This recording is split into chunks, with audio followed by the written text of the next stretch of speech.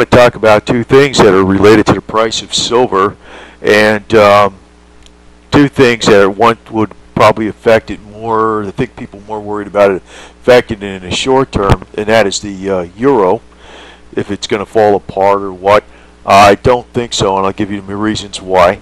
And also, as far as the effect of QE1 and QE2 and a possible whenever QE3 is going to come about, and how much that affected the explosive price of silver in the last few years.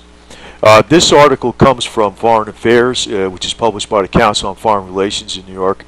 And, you know, I know people into conspiracy things and what they think about the Council on Foreign Relations.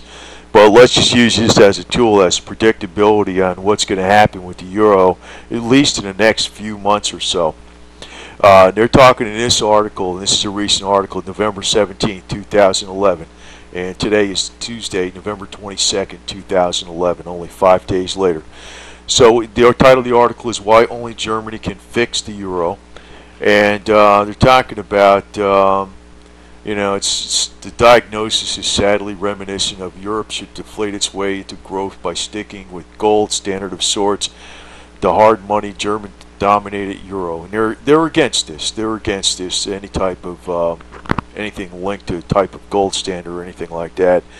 Then it says, you know, they talked about the different reasons why people said the euro went down. Some people were saying it was a crisis by design, arguing that Europe had it coming to them, and other people said that, you know, with the case of Greece, a lot of the debt was hidden. There was too much unreported public spending, too much of a generous pension system, and, you know, different reasons that we all heard before. But it does, you know, according to this article and accounts on the Foreign Affairs article, it says the complex of causes does, however, have one common root, according to this article: Germany's failure to act as a responsible backstop in Europe, or backstop and leader in Europe. And talking about the world of depression, like when it was in depression 1929 to 1939, it says that the 1929 depression was so wide, so deep, and so long because the international economic system was rendered unstable by the British and U.S. inability and unwillingness to assume responsibility for stabilizing it. So, you know, they're pointing a finger at Germany today and saying they have a reason. They should be trying to stabilize the rest of the European Union, and they're talking about they need to provide 5 public goods. The first one being a market for distressed goods. In other words, goods that cannot find a buyer, which means, or in other words, goods that nobody wants to buy. So I don't know how they're going to do that. They want to find a market for distressed goods, I guess, in other areas of the world. Counter-cyclical long-term lending.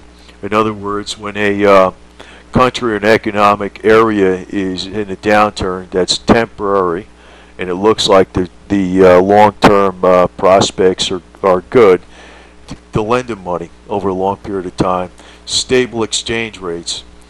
Number 3 is stable exchange rates. They want to fix the exchange rates or keep them, you know, central bank intervention when a currency becomes too strong. Macroeconomic policy coordination, I'd imagine, between all areas in all countries in Europe. And a lender of last resort during financial crises. The United States did not supply these things in the 1930s, and according to this article, Germany fails the test on all 5 items today. So assume that it looks like, you know, there is some major backing for the euro in the United States, and if it's, you know, if you're looking at articles that are in the Foreign Affairs, the Council on Foreign Relations publication, in favor of the euro, I'd imagine that they're going to do everything to keep it going. They're talking about as far as like Germany's trade imbalances with the rest of the other countries in Europe, like Italy's annual trade deficit in Germany grew from 3 billion euros to 5.5 billion euros. That's Greece's, excuse me. Italy's doubled from 9.6 billion euros to 19 billion euros. Spain's almost tripled. That's the trade deficit with Germany. And at the same time, the gross savings rate in Germany rose from 19% of gross domestic product to almost 26% gross domestic product from 2001 to 2009. So according to this article, they're telling Germany that you have a responsibility to prop up the rest of Europe. But I think this policy is going to come about despite whether you think it's wrong or right. This is an article by it's a British paper, dailymail.co.uk. I'll post a link on this.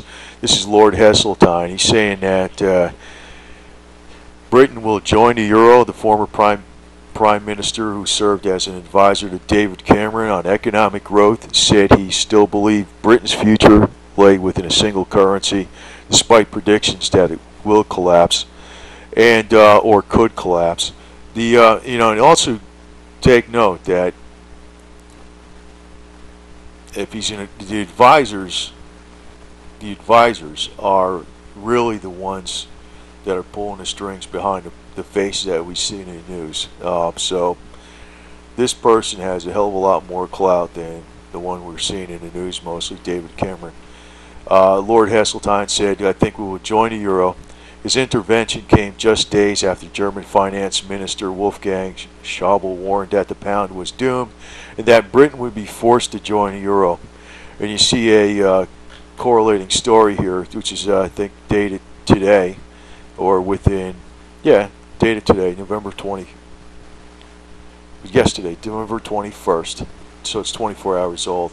Germany's war on the pound, you'll have to join the euro sooner than you think, Cameron was told. I read stories that there's a war on the British pound and all this stuff, but it's basically the British banks or UK banks, they're holding a lot of the European debt. So if the euro goes down, they're going to go down anyway. So that's the whole game.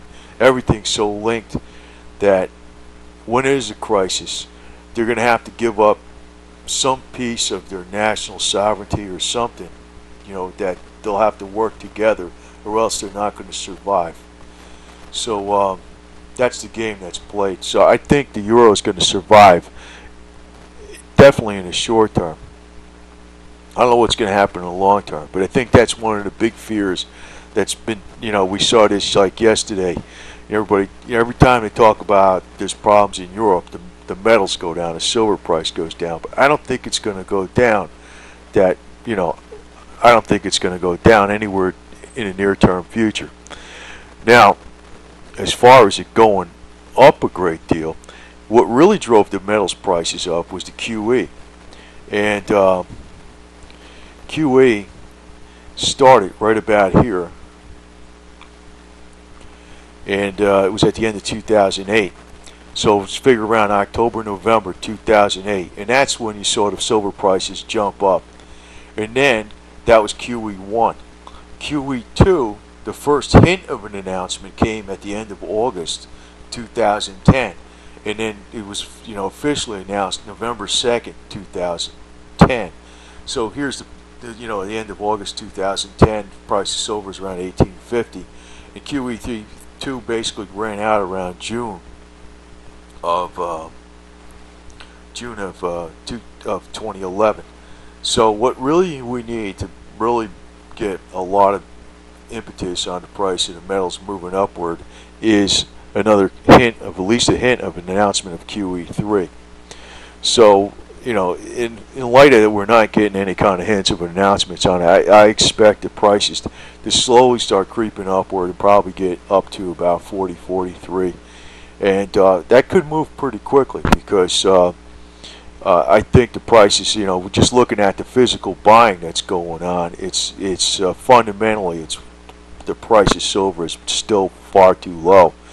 And So I could see it even going up to 40, 43, even by the end of the year possibly. That would be a major move. But as far as it having, going up much faster from there, I'm not sure. It's going to have to be an announcement of QE3. That's the reality behind it. Two things: the euro, it's not going to fall apart right away, and number two, to really get a real serious price movement in the price of gold and silver, is going to be an announcement of QE3. And that is actually during these periods when QE1 and QE2 was announced, that's when we saw the ratio to gold to silver really start changing in the favor of silver. And so that's why you'll see an even more explosive movement in the price of silver versus gold. But we do need an announcement or a hint of an announcement of QE3 to really move this metal as far as getting up into, breaking above its all-time high, 50, and going beyond there.